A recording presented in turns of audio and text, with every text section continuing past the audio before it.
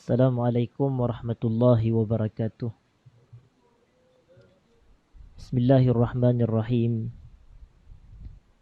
Innal hamdalillah nahmaduhu wa nasta'inuhu wa nastaghfiruh.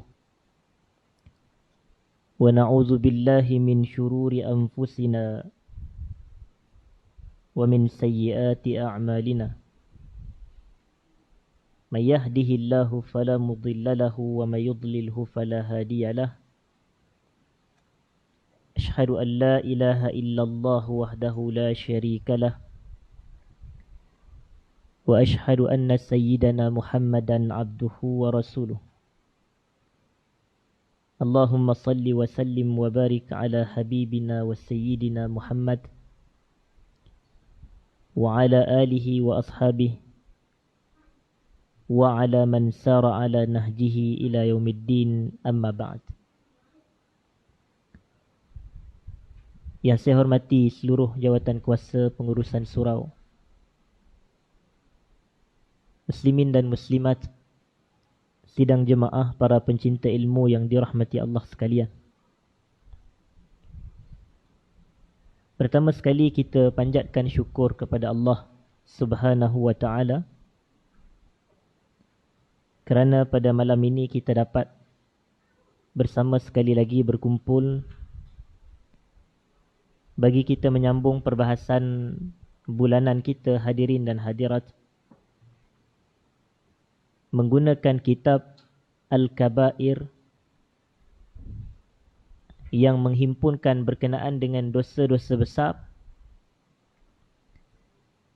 yang mana kitab kita ini, hadirin dan hadirat,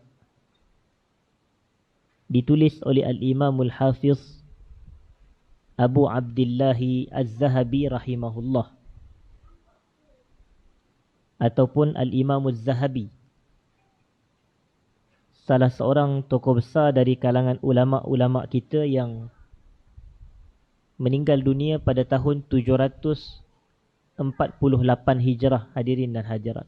748 Hijrah, iaitu hampir 700 tahun yang dahulu Al-Imam Az-Zahabi, penulis kitab kita ini, meninggal dunia. Dan majlis kita pada malam ini, hadirin dan hadirat, merupakan majlis kali yang ke-51 daripada syarahan kita ke atas kitab kita ini. Dan pada malam ini kita akan melihat perbahasan pada muka surat yang ke-168 berkenaan dengan dosa besar yang ke-66, hadirin dan hadirat. Dosa besar yang ke-66 pada muka surat yang ke-168. Disebutkan di sini, hadirin dan hadirat, dosa besar yang ke-66 ini adalah mengembiri hamba sahaya atau memotong hidungnya atau menyeksanya secara zalim dan semena-mena, hadirin dan hadirat. Dan ini hakikatnya adalah bukan bahasa Melayu kita, hadirin dan hadirat.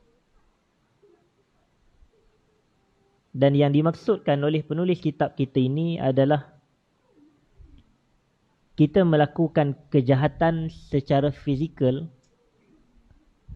terhadap hamba sahaya, walaupun hakikatnya hamba, seorang hamba itu adalah milik tuan dia, milik. Dan kita ni bila kita memiliki sesuatu, terpulang dan terserah kepada kita apa yang kita nak buat kepada diri dia. Macam contoh, tuan-tuan memiliki sebuah kenderaan, sebuah kereta. Salah ke kalau tuan-tuan nak tukar tayar ke dengan bentuk yang kita nak, atau dengan kita ubah warna cat kereta tersebut dengan warna yang kita nak, berbeza dengan warna asal yang kita beli daripada kedai? Hakikatnya tidak salah sebab milik kita, hadirin dan hadirat. Jadi hamba adalah milik kepada tuannya. Jadi tuan dia mempunyai hak ke atas diri dia. Sehingga kan harta yang dimiliki oleh hamba juga hakikatnya adalah milik tuan. Harta yang dimiliki oleh seorang hamba adalah milik tuan dia. Sebab itu antara perbahasan hamba. Hamba kalau seseorang lelaki itu memiliki hamba perempuan, maka halal bagi dia untuk mengadakan hubungan intim dengan hamba perempuan tersebut. Walaupun mereka tidak berkahwin, walaupun mereka tidak bernikah, tetapi itulah hukumnya. Dan itulah hukum yang disebutkan oleh Allah Ta'ala di dalam surah Al-Mu'minun, yang mana Allah mengatakan ciri-ciri orang yang beriman itu adalah wallazina hum li furujihim hafizun. Orang yang beriman adalah orang yang menjaga, memelihara kemaluan. Iaitu dia menjaga kemaluannya daripada melakukan perkara yang haram. Tetapi ada pengecualian. Allah kata illa ala azwajihim, kecuali kepada isteri-isteri mereka, au ma malakat aimanuhum, ataupun kepada hamba-hamba sahaya mereka. Maknanya isteri-isteri dan hamba-hamba. Yang ni tak apa, yang ni halal bagi mereka. Jadi atas faktor ini hadirin dan hadirat, kerana hamba adalah milik tuan. Harta dia, dirinya sendiri, tubuh badannya adalah milik tuan.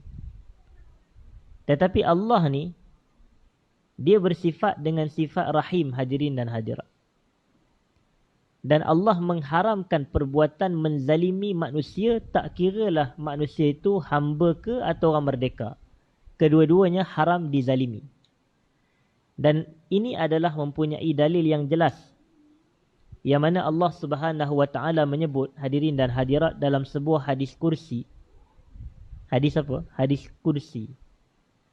Kita ni dalam hadis ada dua yang utamanya. Yang pertama yang kita biasa dengar adalah Al-Hadisun Nabawi. Al-Hadis An-Nabawi. Al-Hadisun Nabawi ni maksud dia adalah Nabi yang sebut. Nabi yang cakap. Contoh kalau kita dengar Nabi SAW bersabda, Innamal a'malu binniyat. Yang tu hadis Nabawi kerana ucapan tersebut adalah ucapan siapa? Ucapan Nabi SAW. Tetapi ada hadis yang mana Nabi SAW meriwayatkan daripada Allah, yang mana Allah yang berkata, hadirin dan hadirat. Dan kategori hadis ini ia tidak termasuk dalam kategori Al-Hadisun Nabawi. Sebaliknya dia adalah Al-Hadisul Qudsi. Al-Hadis Al-Qudsi. Dan dalam sebuah hadis kursi, Allah mengatakan, Inni haramtuz zulma ala nafsi. Sesungguhnya aku telah mengharamkan kezaliman ke atas diriku sendiri. Maknanya haram bagi Allah bersifat zalim. Allah tak menzalimi. Wa ja'altuhu bainakum muharraman fala tazalamu, kata Allah. Dan aku jadikan kezaliman itu juga hukumnya haram sesama kamu. Maknanya sesama kita ni manusia, haram untuk kita berbuat apa? Zalim. Wa inni haramtu inni haramtu zulma ala nafsi wa ja'altuhu bainakum muharraman, dan kemudian Allah sambung fala tazalamu, janganlah kalian saling menzalimi, kata Allah. Janganlah kalian saling menzalimi. Jadi maksud dia apa di sini? Hukum menzalimi orang lain adalah haram. Dan hakikatnya Allah ni dia tidak pernah bersifat zalim. Sebab itu kalau tuan-tuan mengira dan menghitung Asma'ul Husna, adakah sifat Allah zalim? Tak ada. Tapi lawan kepada zalim adalah adil, dan Allah Maha Adil, hadirin dan hadirat. Sebab itu Allah sebut dalam Quran dalam surah Al-Kahfi, wa wudi'al kitab fataral mujrimina mushfiqina mimma fihi وَيَقُولُونَ يَا وَيْلَتَنَا مَا لِهَذَا الْكِتَابِ لَا يُغَادِرُ صَغِيرَةً وَلَا كَبِيرَةً إِلَّا أَحْصَاهَا وَوَجَدُوا مَا عَمِلُوا حَاضِرًا وَلَا يَظْلِمُ رَبُّكَ أَحَدًا. Di hujung sekali itu Allah kata wala yazlimu rabbuka ahada. Tuhan kamu tak pernah menzalimi walau seorang pun. Allah ni tak pernah menzalimi walau seorang pun hamba dia. Sebaliknya yang menzalimi diri kita siapa hadirin dan hadirat? Yang menzalimi diri kita hanyalah diri kita sahaja. Yang menzalimi diri kita ini adalah diri kita sendiri. Dan kita ni menzalimi diri kita apabila Allah suruh kita buat sesuatu dan Allah larang kita buat sesuatu, kita ingkar suruhan dan larangan tersebut. Tengok contoh Nabi Adam dahulu. Kita biasa dengar kisah Nabi Adam dalam Quran. Allah kata kepada dia dan Hawa, isterinya, وَلَا تَقْرَبَا هَذِهِ الشَّجَرَةِ فَتَكُونَ مِنَ الظَّالِمِينَ. Janganlah awak berdua mendekati pokok ni. Kalau awak buat juga, kalau awak dekat juga, nescaya awak tergolong dalam kalangan orang yang apa? Zalim. Tapi Nabi Adam dia dekat ke tidak? Dia dekat. Maknanya dia buat apa yang Allah larang dia. Dan sebab itulah Nabi Adam mengakui dan mengiktiraf dosa tersebut dan kesalahan tersebut. Dia kata apa? Dia kata, Rabbana zalamna anfusana wa illam taghfir lana wa tarhamna lanakunanna minal khasirin. Wahai Tuhan, kami ni telah menzalimi diri kami. Jadi perbuatan zalim tu, kita yang menzalimi diri sendiri, hadirin dan hadirat. Allah dia tidak menzalim. Allah tidak bersifat zalim dan tidak menzalimi para hambanya. Dan Allah mengharamkan hamba dia untuk menzalimi orang lain. Dan kita biasa dengar tentang definisi adil, bahawasanya adil ini adalah meletakkan sesuatu pada apa? Pada tempat dia. Adil meletakkan sesuatu pada tempat dia. Dan saya selalu sebutkan contoh adil, hadirin dan hadirat. Ramai orang ingat adil adalah sama rata. Tak. Adil adalah meletakkan sesuatu pada tempatnya walaupun tidak sama rata. Kita ambil contoh. Ada seorang ayah, hadirin dan hadirat, mempunyai 3 orang anak lelaki. Anak lelaki yang sulung dah belajar di universiti. Anak yang kedua tu masih di sekolah menengah. Dan anak nombor 3 ni di sekolah rendah, hadirin dan hadirat. Katalah jarak umur mereka agak jauh, 5-6 tahun antara satu sama lain. Ada perbezaan antara umur mereka bertiga. Jadi ayah dia ni nak bagi belanja saku bulanan. Dan untuk berlaku adil, ayah dia kata, ayah akan bagi kepada setiap seorang awak ni RM10. Adil ke begitu? Hadirin dan hadirat. Yang di universiti saku bulanan dia RM10. Yang di sekolah menengah pun RM10. Yang sekolah rendah pun RM10. Adil ke hadirin dan hadirat? Kalau tuan-tuan berada pada kedudukan anak sulung, apa perasaan tuan-tuan? Ayah bagi RM10 je belajar di universiti. Cukup ke RM10 di universiti? Nak makan, nak itu, nak ini. Sekolah rendah untung lah. Dia duduk dengan mak ayah dia. Dia tak duduk di luar. Dia tak perlu nak bayar sewa rumah, sewa apa semua. Tapi dapat RM10. Sonok. Jadi ayah dia kata, oh inilah adil yang sebenar. Adakah itu adil yang sebenar? Sebab sama rata. 10, 10, 10. Tak, itu bukan adil. Tetapi adil adalah wadu'u syai' fi mahallih. Meletakkan sesuatu pada tempat dia. Tapi kalau kita tak meletakkan sesuatu pada tempatnya, lawannya adalah zalim. Kerana adil lawan dia zalim. Jadi kalau orang tanya, apa definisi zalim? Zalim adalah wadu'u syai' fi ghairi mahallih. Letakkan sesuatu tidak pada tempat dia. Lawan kepada adil. Jadi sebab itu hadirin dan hadirat, bila kita ni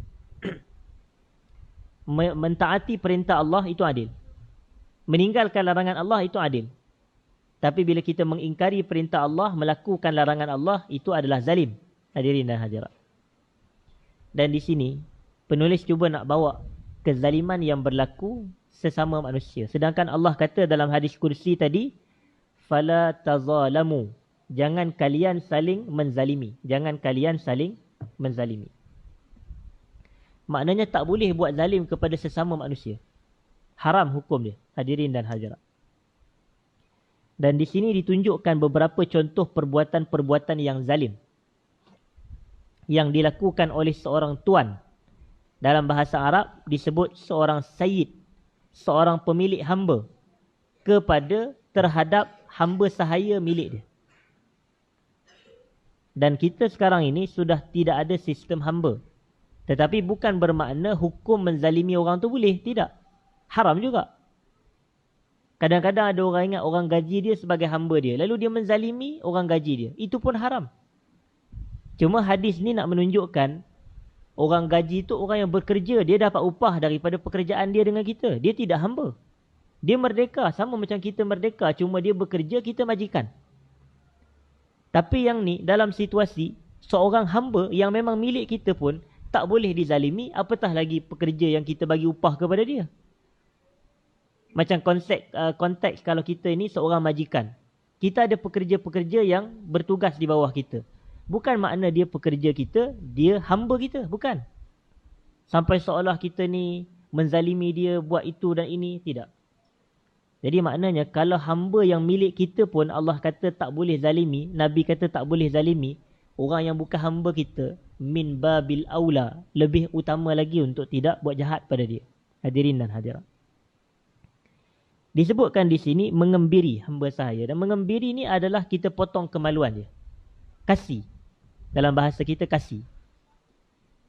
Bukan kasih bagi. Bagi pun kasih juga kan. Awak kasih kepada saya duit. Tapi bukan kasih tu. Tapi ni kasih potong kemaluan. Macam kita potong kemaluan kucing untuk tidak dia membiak. Hadirin dan hadirat. Contoh. Jadi yang dikasih ni bukan haiwan. Walaupun yang apabila haiwan itu dikasih.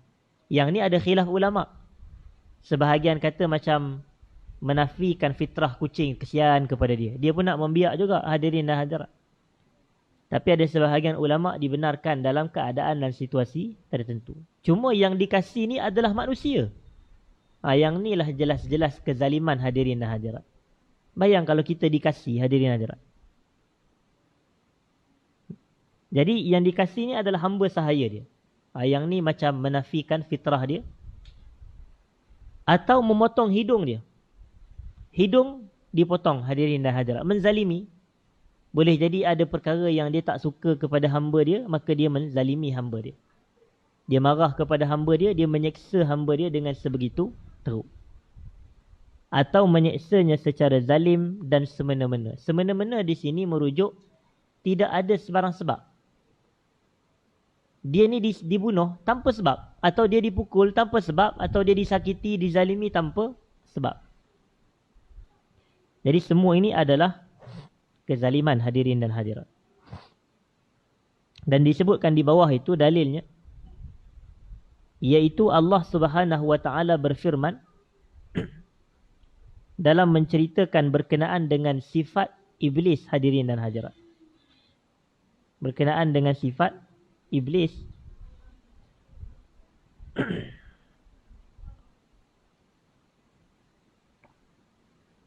Yang mana iblis mengatakan wala udhillannahum wala umanniyannahum wala amurannahum falayubattikunna adhanal an'am wala amurannahum falyughayyirunna khalqallah. Kalaulah kita meneliti dalam bahasa Arab hadirin dan hadirat, iblis kata la udalliyannahum ataupun la udillannahum. Ini lebih tepat. La udillannahum. Perkataan lam di situ, la tu, yang ni dalam bahasa Arab disebut sebagai lamut taukid, lam taukid. Iaitu huruf lam yang menggambarkan kepada penegasan. Dan udillannahum, nun tu. Nun ada sabdu di atas tu. Yang tu pun dalam bahasa Arab adalah nun taukid hadirin dan hadirat. Jadi di sini ada lam taukid dan ada nun taukid. Ada dua penegasan. Sebab itu terjemahan dia, sesungguhnya aku ni nescaya pasti. Tengok bahasa tu. Nescaya pasti. Nescaya tu pun dah menggambarkan penegasan. Pasti tu menggambarkan penegasan lagi. Sesungguhnya aku, kata iblis, nescaya pasti akan menyesatkan mereka. Itu. Maknanya memang dia bekerja keras maksud dia. Bukan dia bekerja Macam sambil lewa tak. Dia memang bersungguh-sungguh. Nescaya pasti akan menyesatkan mereka. Dan mereka siapa dia? Zuriat Nabi Adam AS. Zuriat Nabi Adam. Dan Iblis sebut perkataan ni apabila dia dihalau keluar daripada syurga. Apabila Allah perintahkan dia untuk bersujud kepada Nabi Adam AS, tetapi dia enggan, dia ingkar. Lalu Allah Subhanahu Wa Taala melaknat dia dan mengeluarkan dia daripada syurga. Lalu Iblis bersumpah dengan nama Allah untuk menyesatkan keseluruhan anak Adam. Dan Iblis punya kesesatan ini ataupun usaha ini adalah usaha yang lebih hebat, saya rasa. Lebih hebat daripada usaha sebahagian pendakwah Islam pun sendiri sebenarnya. Macam kita ni, kalau kita nak dakwah orang ke arah agama kita ini, hadirin dan hadirat, bagaimana kesungguhan kita? Samakah bersungguh macam mana Iblis menyesatkan anak Adam? Wih, kita tengok semangat dia, bersungguh dia. Sebab itu hadirin dan hadirat, ada satu hadis yang diriwayatkan oleh Ibnu Mas'ud radhiyallahu taala anhu. Dia kata suatu hari Nabi ni sallallahu alaihi wasallam menggunakan tangan Nabi menggariskan di atas tanah garisan yang lurus. Satu garisan yang lurus. Dan Nabi merujuk dan menunjuk kepada garisan yang lurus tu. Nabi kata ini adalah jalan Allah. Ini adalah jalan Allah. Ini garisan lurus. Kemudian di sebelah kanan dan kiri garisan tu Nabi satu. Nabi menggariskan dengan tangan Nabi banyak garisan-garisan yang lain di sebelah kanan dan di sebelah kiri Nabi sallallahu alaihi wasallam. Lalu Nabi mengatakan ini semua adalah jalan-jalan syaitan. Ini adalah jalan-jalan syaitan. Dan di setiap satu jalan tersebut terdapatnya syaitan yang mengajak ke arah jalan itu. Maknanya apa? Jalan syaitan ni banyak. Dia ada banyak cara dia nak sesatkan kita, hadirin dan hadirat. Dia tak boleh jalan A, dia guna jalan B. Tak boleh jalan B, guna jalan C. Tuan-tuan ingat, kalau kita ni buat baik, syaitan tak boleh masuk ke jalan kebaikan. Dia boleh masuk. Dia boleh masuk.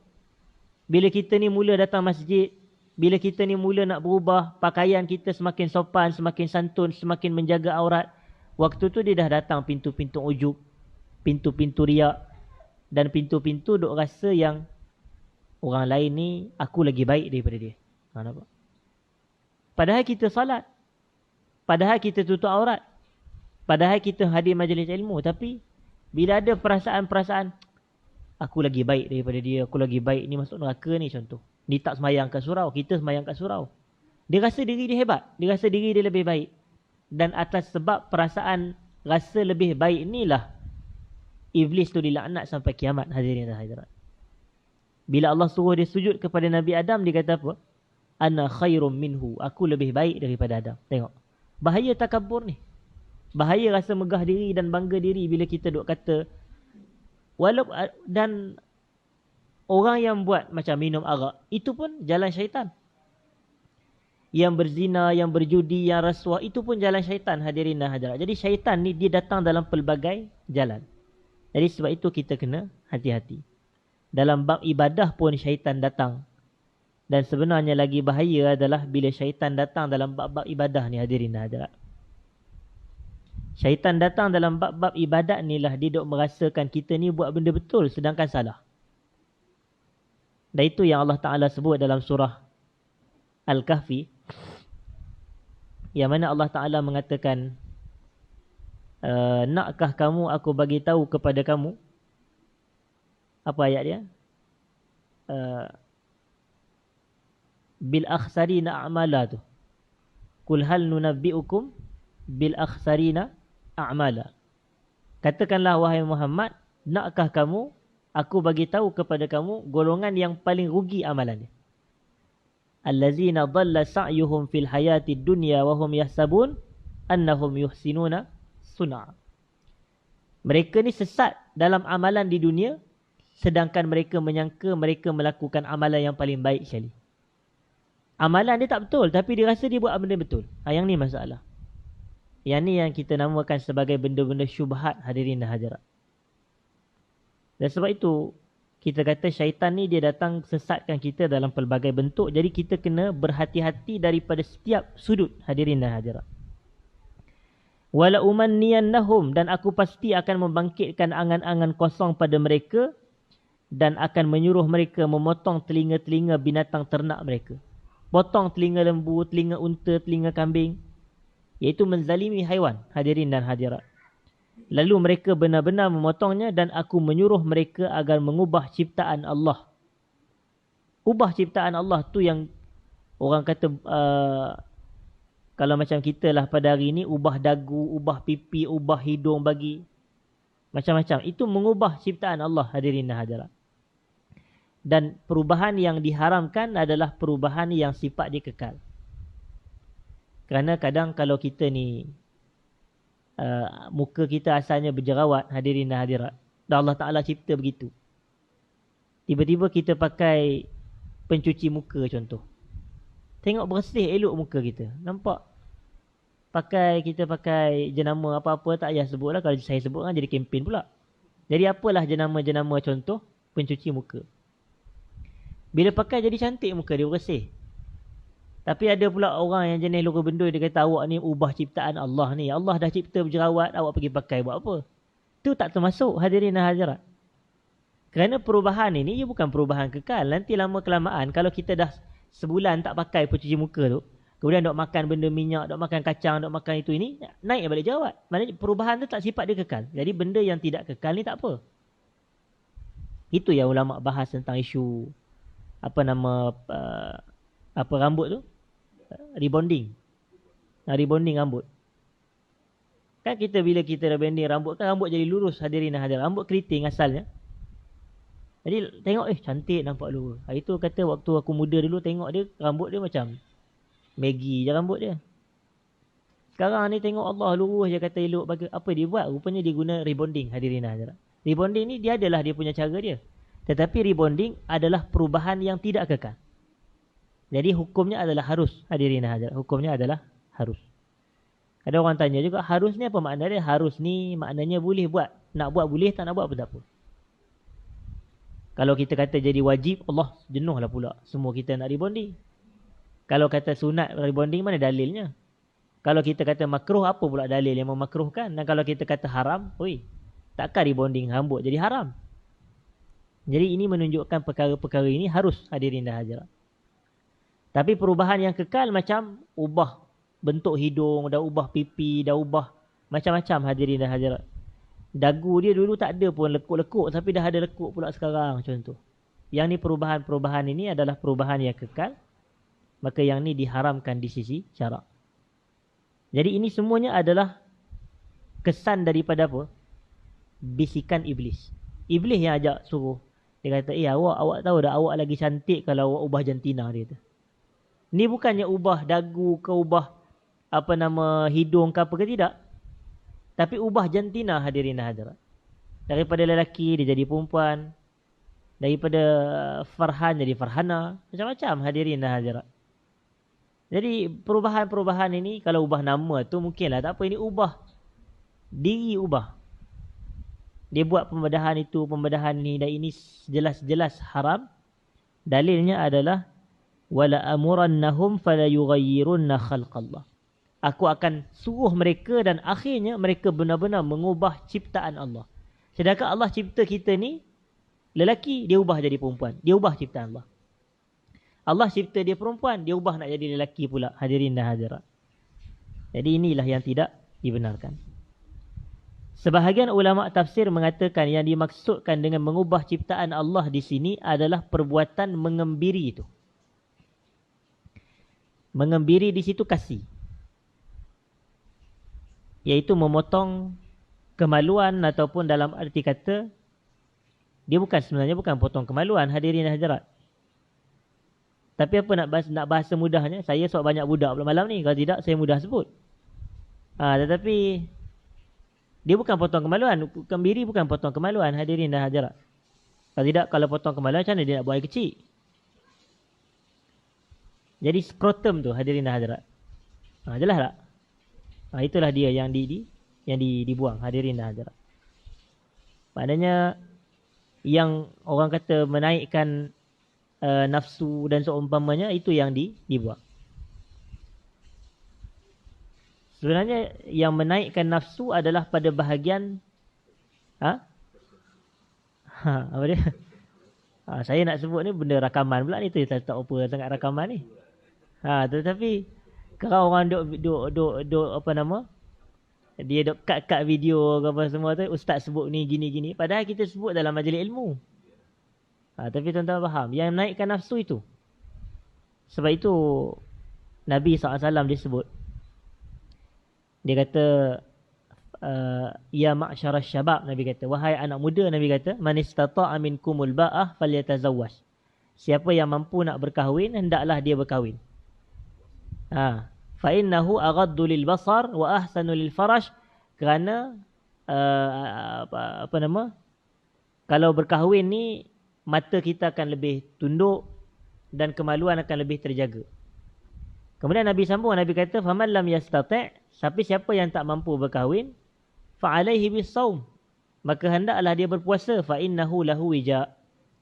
Fa innahu lahu wija' ni kerana puasa tu adalah wija' bagi dia. Ulama bahas apa makna wija'. Wija' ni dia kata digunakan sebenarnya untuk kuda, hadirin dan hadirat. Kuda. Dan kuda ni adalah satu makhluk Allah Ta'ala yang nafsu dia kuat. Sebab tu ada orang ni dia nisbahkan, awak ni nafsu kuda lah. Ada orang kata begitu. Tak tahu tuan-tuan pernah dengar ke tidak. Sebab wija' ni memang sebenarnya perumpamaan yang digunakan oleh Nabi untuk menyifatkan kuda. Nabi kata siapa yang berpuasa, puasa ni ibarat wija'. Wija' ni adalah tali yang mengikat telur kuda, hadirin dan hadirat. Itu yang terjemahan dia. Tali yang mengikat telur kuda, yang mana bila kuda itu diikat bahagian tersebut, maka nafsu dia tidak kuat, hadirin dan hadirat. Nafsu dia lemah. Jadi itulah contohnya perbuatan mengkasi dan mengembiri, hadirin dan hadirat. Itulah yang dimaksudkan di situ. Baik. Dan saya nak sambung sedikit, hadirin dan hadirat. Al-Hasan meriwayatkan daripada Samurah, dan Samurah ni adalah sahabat Nabi SAW, bahawasanya Nabi SAW bersabda, man qatala abdahu qatalnah, wa man jada'a abdahu jada'nah. Sesiapa yang membunuh hamba yang dia miliki, maka kami akan membunuh dia. Dan kami itu adalah dirujukkan di sini adalah Nabi dan para sahabat, ataupun Nabi SAW. Maknanya perbuatan orang yang membunuh hamba sendiri adalah perbuatan yang boleh diperangi, hadirin dan hadirat. Perbuatan yang boleh diperangi. Dan Nabi SAW apabila baginda nak memerangi seseorang atau sekelompok manusia, itu bermakna mereka telah melakukan dosa apa? Dosa besar. Jadi siapa yang bunuh hamba dia, kami perang dengan dia, kami bunuh dengan dia. Wa man jada'a abdahu jada'nah, dan sesiapa yang memotong hidung hamba yang dia miliki, kami akan potong hidung dia, hadirin dan hadirat.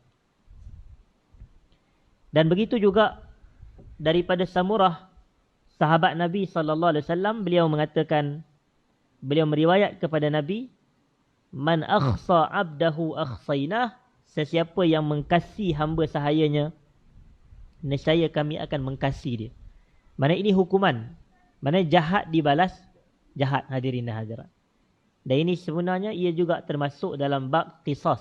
Dalam bab qisas.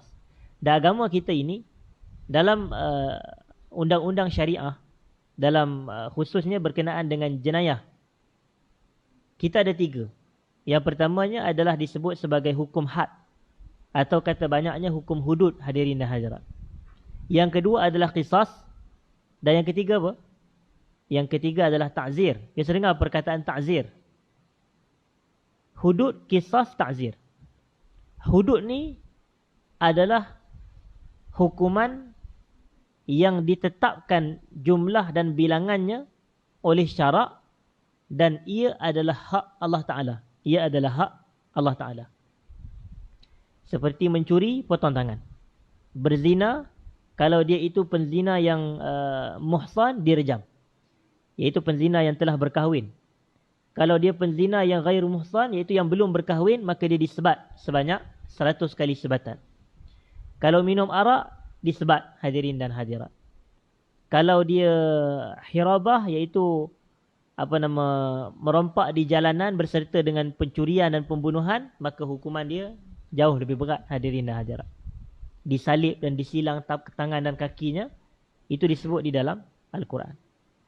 Manakala qisas pula adalah hukuman yang ditetapkan oleh syarak juga, kadar bilangannya. Tetapi qisas ni adalah hak anak Adam.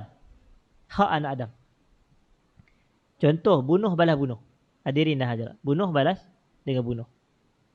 Tapi boleh tak pihak keluarga si mati yang dibunuh, dia kata tak apalah, kami maafkan awak? Jawapannya boleh. Sebab itu bila Allah Ta'ala sebut, Ya ayyuhallazina amanu kutiba alaikumul qisasu fil qatla. Al-hurru bil-hurri wal-abdu bil-abdi wal-unsa bil-unsa. Tapi tengok sambungan dia, Allah kata, Faman ufiya lahu min akhihi syai'un fattiba'un bil ma'ruf. Sesiapa yang memaafkan saudaranya, maka dia telah melakukan sesuatu perkara yang baik, hadirin dan hadirat. Dia telah melakukan satu perkara yang baik. Apa makna di sini? Tengok Allah guna bahasa. Orang tu bunuh, tapi dia kata faman ufiya lahu min akhihi, sesiapa yang memaafkan saudaranya. Punyalah santunnya agama ni. Dia tak kata sesiapa yang memaafkan pembunuh anak Allah. Kita kalau dengar pembunuh anak, mesti kita pun emosi. Tapi sesiapa yang memaafkan saudaranya. Tengok Islam, sifat maaf Islam ni, hadirin dan hadirat. Manakala ta'zir ni, dia adalah undang-undang jenayah ataupun ketetapan-ketetapan jenayah yang ditetapkan oleh siapa dia? Pemerintah. Yang ni takzir. Maknanya kadang-kadang takzir ni begini dan begini. Macam di Malaysia, pengamalan takzir banyak berlaku, hadirin dan hadirat, dalam mahkamah syariah, hadirin dan hadirat. Jadi dibalas balik kejahatan yang dia buat dengan kejahatan yang sama. Dan disebutkan di sini, hadirin dan hadirat, sebelum kita tutup, Man massala bi'abdihi fahuwa hur. Barang siapa yang menyiksa hambanya secara keji, maka hamba itu merdeka, hadirin dan hadirat. Walaupun tuan dia itu tak kata pun tuan dia membebaskan hambanya, tetapi disebabkan perbuatan dia, tuan ni tadi menyiksa hambanya secara zalim. Dia lain. Kalau orang tu buat silap dan dia buat hukuman, dan hukuman tu adalah hukuman yang diterima oleh syarak, ini tak apa. Maka kalau memang betul dia salah, macam hamba dia curi duit tuan dia, kita boleh ambil tindakan. Maknanya kita boleh jadi kita macam pukul dia, tetapi bukan pukulan di muka, bukan pukulan yang meninggalkan bekas, bukanlah pukulan yang melumpuhkan dia, tidak. Yang ni hukuman-hukuman sebegini tak apa, ini untuk ta'dib, untuk didikan. Macam kita kata kepada hadis Nabi SAW yang Nabi kata, Muru auladakum bis salati wahum abna'u sab'i sinin. Perintahkan anak-anak kamu untuk mendirikan salat ketika mereka usia 7 tahun. 7 tahun. Dan sambungan hadis tu Nabi kata apa? Wadribuhum fawqal 10. 10 tahun, kalau tak semayang juga boleh pukul, Nabi kata. Tapi maksud pukul Nabi, adakah pukul dia maksudnya tampar kepala, tempeling kepala, ataupun berdarah budak tu, ataupun lebam-lebam? Bukan itu maksud dia. Kalaulah sampai pukul kepala, ataupun pukul sehingga lebam, ataupun pukul sehingga berdarah, itu bukan pukulan mendidik, itu pukulan mengazab, hadirin hadirat. Dan tuan-tuan kena ingat bahawasanya hukuman Islam litta'dib, untuk mengadab, untuk menjadikan dia mendidik. Bukannya litta'zib, bukan untuk mengazab. Jadi untuk memberikan adab dan didikan, bukan untuk mengazab. Jadi kalau sifat dia mengazab, contoh kalau budak tu bila kena cubit sikit, tapi cubit sikit, maka dia akan jadi takut. Kalau dia tak nak kena cubit, dia semayang. Begitu. Ni kalau tidak, sebab dia ada dua cara didikan. Satu cara didikannya, Nabi kata kalau kita ni budak 10 tahun tak nak semayang lagi, boleh pukul. Tapi pukul didik. Tapi satu lagi didikannya, cara nak tarik budak-budak ni salat, bagi upah. Contoh, awak hadir semayang subuh di masjid surau, kami bagi RM5 contoh. Kalau awak hadir ke masjid tiap-tiap hari, dapat RM30 sebulan. Oi, dihadir contoh. Tapi kita kalau kita nak buat begitu, budak kat sini ramai, bankrupt lah surau kita. Contoh hadirin dan hadirat. Jadi pada waktu ini kita serahkan urusan nak galakkan solat ni kepada ibu bapa mereka sendiri.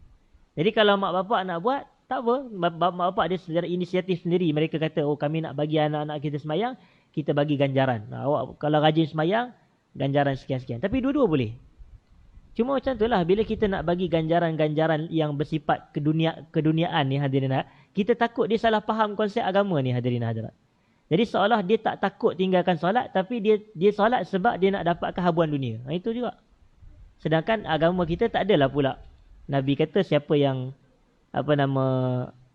kalau anak-anak mereka 10 tahun tak solat, belanja KFC. Tak adalah pula nak kata begitu. Maknanya memanglah KFC tak ada zaman Nabi. Cumanya sifat-sifat yang okey, kalau anak tak 10 tahun tak semayang, bagi dia duit. Nabi tak kata macam tu, tapi Nabi kata wadribuhum. Maknanya pukul. Maknanya sebab pukul ni tak berhayat pada duit, tapi pukul yang mendidik hadirin dan hadirat. Jangan salah faham perkataan pukul ni. Bukan semua pukulan itu adalah dilarang oleh agama. Tidak. Jadi sama juga macam isu dengan hamba ni. Kalau dia betul buat jahat, kita boleh ambil tindakan dan hukuman kepada dia, tetapi untuk didikan hadirin dan hadirat, bukan untuk mengazab. Tapi sekiranya mengazab, maka inilah yang dikatakan sebagai menzalimi hadirin dan hadirat. Dan yang terakhir, ada beberapa riwayat di sini hadirin dan hadirat. Nabi SAW mengatakan, Man qazafa mamlukahu uqima alaihi al-haddu yawmal qiyamah. Sesiapa yang menuduh hamba sahayanya berzina, nescaya hukum had akan ditegakkan ke atas dirinya pada hari kiamat. Yang ni adalah jenayah qazaf. Jenayah apa? Qazaf. Dan ulama-ulama mereka membahaskan definisi qazaf. Qazaf ni sebenarnya lempar. Campak. Lemparan, campakan. Ni qazaf. Itu dari sudut bahasa lah. Tapi dari sudut syarak, ramyun makhsus bizina, dan ditambah oleh ulama awil liwat. Terjemahannya, kita menuduh individu tertentu bahawasanya dia melakukan zina, ataupun kita tuduh dia melakukan liwat. Hadirin hadirat. Tak boleh mudah-mudahan nak tuduh orang berzina hadirin hadirat. Macam kita kata, oh si Fulan ni dia berzina. Oi, kita tak ada bukti. Macam kita tuduh, si Fulan ni peliwat contohnya. Kita tak ada bukti, kita tak nampak dengan mata kepala kita. Hadirin dan hadirat. Bila tuduh orang ni berzina, tuduh orang ni meliwat, qazaf hadirin hadirat. Bahaya, qazaf ni adalah antara jenayah besar dalam agama kita. Dan dalam Quran Allah menceritakan wallazina yarmunal muhsanati minan nisa, dan hukumannya adalah hukuman yang sangat berat hadirin dan hadirat. Sebab itu kata Nabi SAW, sesiapa yang menuduh hamba sahayanya berzina, maka dia tu akan dikenakan hukum had. Hukum had ni hukum hudud lah. Maknanya hukum had di akhirat. Dan yang terakhir adalah Nabi SAW mengatakan, As-salah ittaqullaha fima malakat aymanukum. Yang ni antara ucapan-ucapan terakhir Nabi sebelum Nabi wafat. Kita ni kalau dah nak mati, dan orang kata, bah tolonglah abah bagi nasihat sikit kalau abah nak pergi tinggalkan kami ni kan. Apa nasihat yang kita nak bagi?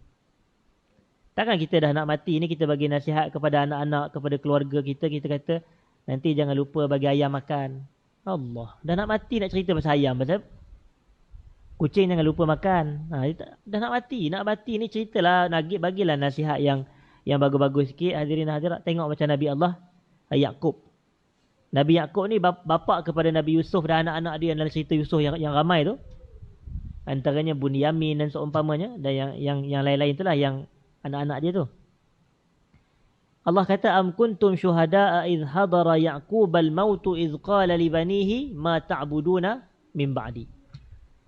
Tidakkah kamu menjadi saksi apabila Nabi Ya'qub berkata kepada anak-anak lelakinya ketika dia dalam keadaan sakaratul maut? Idh hadara Ya'quba al-mautu. Ketika mati mendatangi Ya'qub. Itu maknanya di tengah sakaratul maut. Idh qala li banihi, ketika dia berkata kepada anak-anak lelaki dia, ma ta'buduna min ba'di. Lepas aku mati nanti, kamu nak sembah siapa dia? Tengok. Tauhid. Jadi kita ni kalau dah nak meninggal dunia, bagi pesanan, jaga akidah kamu, jaga agama kamu, jaga salat kamu. Tengok Nabi SAW, antara ucapan-ucapan terakhir Nabi adalah as-salah, as-salah, jaga semayang. Kemudian Nabi sambung, Nabi kata, ittaqullah fima malakat aimanukum. Bertakwalah kamu kepada Allah terhadap hamba-hamba milik kamu. Jadi hamba-hamba milik kita ni, kita kena takwa kepada Allah terhadap mereka. Dalam arti kata, buat adil kepada mereka, jangan menzalimi mereka. Jangan menzalimi mereka. Dan disebutkan di sini, nahan Nabi sallallahu alaihi wasallam an ikhsa'il khayli wal bahaim. Nabi sallallahu alaihi wasallam melarang kita ini daripada mengembiri atau mengkasih kuda dan juga haiwan-haiwan ternak. Bahimah. Haiwan-haiwan ternak. Cuma ini yang cuba saya nak sampaikan hadirin dan hadirat. Perkataan larangan ini, saya selalu sebut. Suruhan ni, dia akan terbahagi kepada dua hukum. Dan larangan juga akan terbahagi kepada dua hukum. Kalau Allah dan Nabi SAW suruh sesuatu, suruhan tu sama ada wajib atau apa? Sunat. Dan kalau Allah Ta'ala melarang kita sesuatu, larangan tersebut sama ada apa? Haram dan ataupun makruh. Makruh dilarang, haram dilarang, sunat disuruh, wajib disuruh. Jadi, bila ada hadis yang menceritakan Nabi SAW melarang kita daripada mengkasih sekian dan sekian, kita tengok. Adakah dia sampai kepada tahapan haram ataupun makruh? Ini yang saya kata berlaku khilaf dalam kalangan ulama. Cuma kalau kita kata makruh, dia tak boleh jadi dosa besar. Kerana benda makruh kalau kita buat berdosa tak? Tak. Benda makruh kalau kita buat berdosa tak? Tak berdosa, hadirin dan hadirat. Contoh apa benda makruh dalam semayang? Benda makruh dalam semayang ni, kita semayang ketika perut tengah lapar. Contoh, makruh. Kita semayang tengah tahan mengantuk, hadirin dan hadirat. Makruh. Tapi berdosa tak kita kalau kita semayang mengantuk? Tak berdosa. Sebab benda makruh ni kalau kita buat, dia tidak berdosa, hadirin dan hadirat. Tapi kalau kita tinggalkan, kita dapat pahala. Sebab lawan kepada makruh adalah sunat. Sunat kan terbalik daripada itu. Sunat buat dapat pahala, tak buat tak dapat dosa. Makruh ni buat tak dapat dosa, tinggal dapat pahala. Kan lawan tu. Jadi makruh lawan dia sunat, wajib lawan dia haram, hadirin dan hadirat. Jadi itu cara kita faham. Dan faktor itulah ulama berbeza pandangan tentang isu kita nak kasih kucing. Maknanya kita nak mengembiri kucing tersebut supaya kucing ni dia tidak beranak pinak. Yang ni sekiranya macam dah terlalu banyak sangat apa semua, logik, hadirin dan hadirat. Yang kita pun boleh jadi mungkin tak termampu nak bela ke entah pergi mana-mana kucing, hadirin dan hadirat. Jadi dia akan menyulit dan menyukarkan. Dan ini dibahaskan oleh para ulama. Cuma isu yang kita nak bangkitkan adalah, ini haiwan satu isu. Tapi yang kita bahaskan tadi, tajuk kita adalah mengkasih manusia, hadirin dan hadirat. Yang tu jelas haram, hadirin dan hadirat. Kerana menafikan hak dan ciptaan Allah. Dan fitrah sebenarnya untuk manusia memiliki nafsu, hadirin dan hadirat. Selesai perbahasan kita tersebut. Saya minta maaf jika ada salah dan silap. Aqulu qawli hadza. Astaghfirullahal azim li wa lakum. Assalamualaikum warahmatullahi wabarakatuh.